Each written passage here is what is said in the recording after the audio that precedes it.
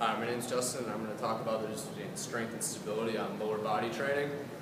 When we're talking about strength, the exercise that demonstrates the most strength for the legs would probably be the leg press. Unfortunately, with the leg press, you're sitting down, and you're not using any stabilizer muscles.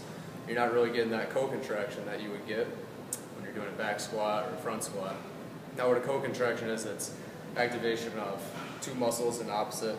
So agonist and antagonist, so we're talking here quads and hamstrings. And that's really important for joint stability. So the first one I'm going to show you is a back squat, and then I'm going to show you a front squat.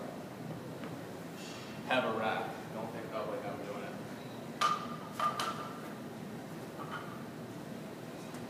So here's your back squat.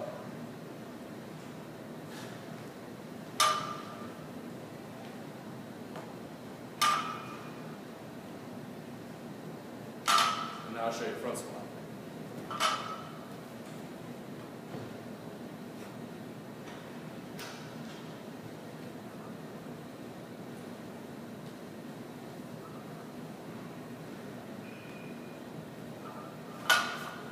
So, with a front squat, it's going to be a little bit more driven from the hips.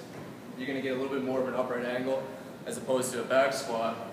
When you squat down, you're going to get a little bit more forward lean. You're going to be able to do more weight on a back squat than a front squat though. So, shifting over to a one leg squat, rear leg elevated squat. The only problem with back squats or front squats is that you're only getting gluteal activation at around the last 30 degrees of motion. When you're standing on one leg, you're getting the glutes involved immediately. So, you can pick up kettlebells, dumbbells, whichever. I like to do this from an elevated box.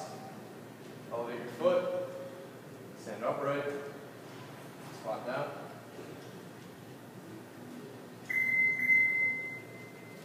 Added benefit of this exercise is that you keep your torso upright, less stress on the back, so you can usually do more weight for one leg than you could on a bilateral squat.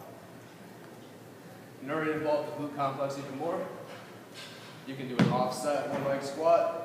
So whichever leg's doing the squat, kettlebell will be in the opposite hand. What that's going to do is it's going to pull your knee into internal rotation, so you have to use your whole glute complex to pull it out.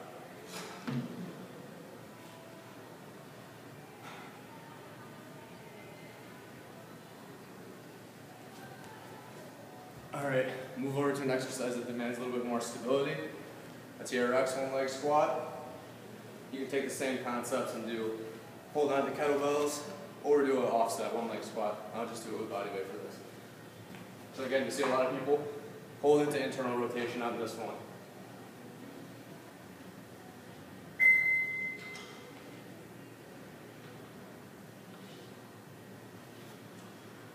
Last one, I'll show you a true one-legged squat.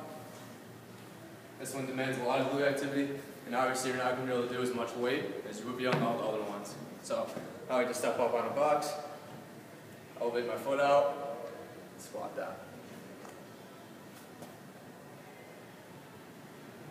Ugh, not fall over. So again, don't try to confuse strength with stability. Strength exercises, you can really load it up. You're not going to be working your stabilizers as much, your hip stabilizer muscles, but I like to have a balance of both. Thanks for watching.